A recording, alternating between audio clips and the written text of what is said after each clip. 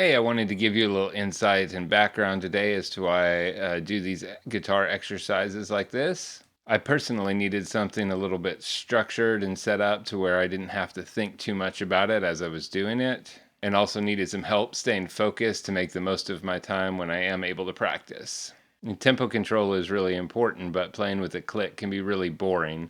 So I wanted to make something that was just a little bit more musical, something that had drums and bass and keys, something to feel more like you're playing with a song. And I hope that these exercises can also help you enjoy your practice time more. In just a minute, I'm going to show you a few things that I focus on while I'm practicing.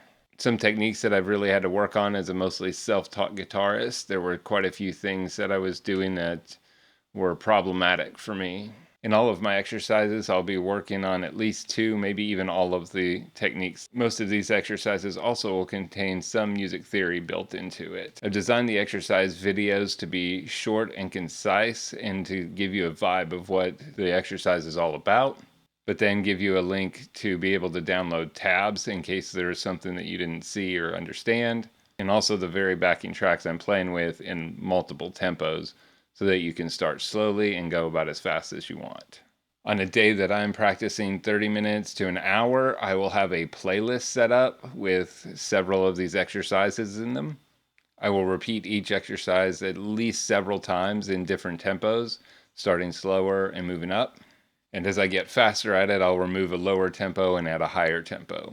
For example, after I've memorized and got the feel for a new exercise, I may start doing it at a tempo of 70 up to 100 or 110. And then as I get better at it, I may start at 100 and go up to 160.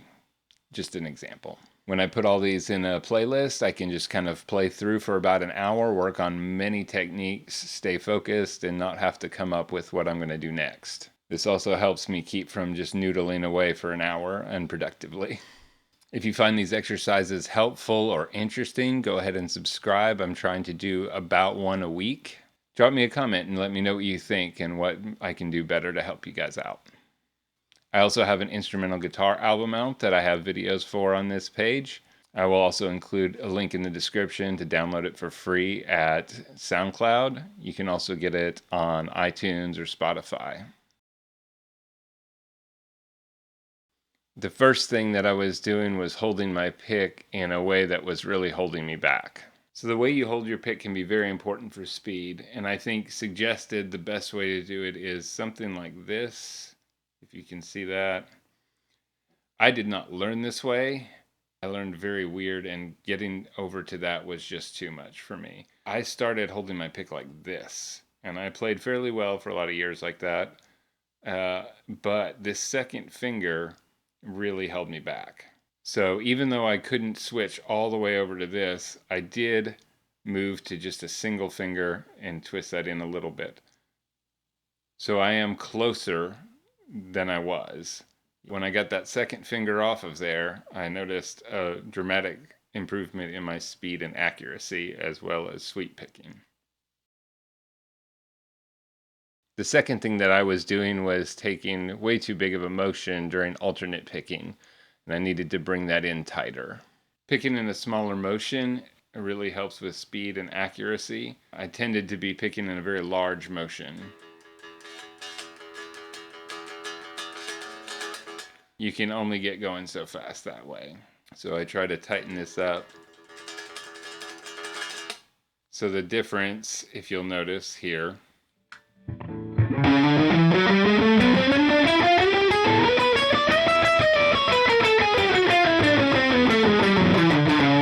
versus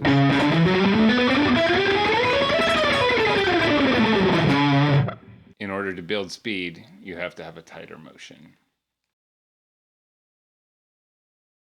One thing that took a lot of adjustment for me was my sweep picking motion.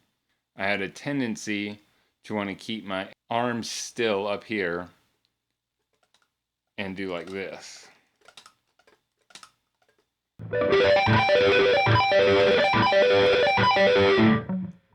Kind of just moving my wrist back and forth like this. While that works okay for a little bit, it causes your pick to really have to turn like this. And not only does that slow you down, but it changes the angle of attack, and it makes it hard to be accurate and smooth. While I do still angle the pick down slightly and up slightly, I try to use my arm to keep that angle flatter.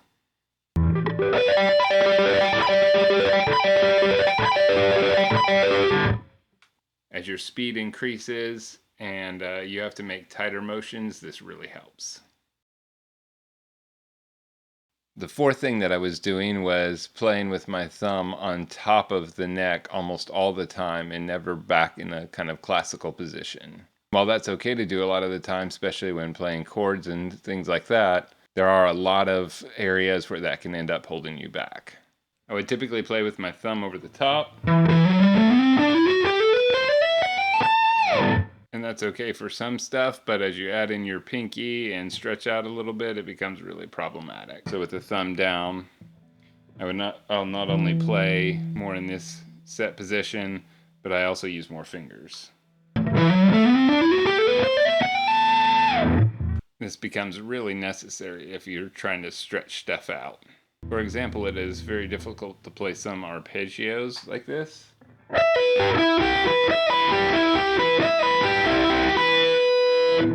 This really hurts this finger, and you're really stretching it. Mine would get locked up, and over time it would be a real problem. But if you get in here, it stays a lot better. The spider walk exercise was one that I used to get used to this, as I was not used to it at all, so it wasn't too much to think about, and it also kind of forces you to do it anyway. The fifth thing that I was doing was not using my pinky nearly enough, and that really holds you back in certain situations. I addressed using the pinky in the last part, but there's also another level to it. Instead of just when it's difficult to reach things, try to use it in normal stuff. Like I showed you earlier on an E minor scale, I would play.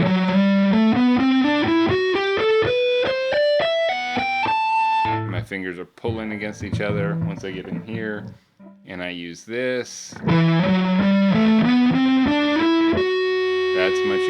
that's much easier to reach. It felt awful at the beginning, but as I get used to it, it's a lot better. Plus, it's always good to have all four fingers ready to use. The sixth thing is hybrid picking, and I don't do this on every exercise, but there are some that are helping me along with this. This isn't something that I learned early on, but has turned out to be something that really helps in certain situations. Hybrid picking, as I addressed in a couple of my videos, is a combination of using your pick and your fingers, one or more. You can use it as an alternating thing, like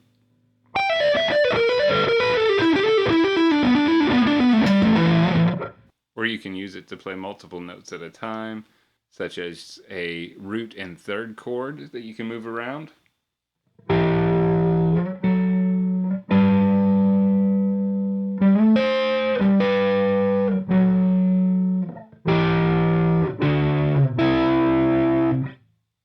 Which is really handy. And the seventh thing is controlling noise and bleed from other strings. This is something I'm trying to be aware of in almost every exercise I do, and there's always room for improvement in cleaning stuff up. When talking about noise control, I use a combination of palm on the bridge to mute strings that I'm done playing, and lifting my finger up when I'm done playing the note. Accuracy in your picking also obviously helps this. An example of poor noise control might be like,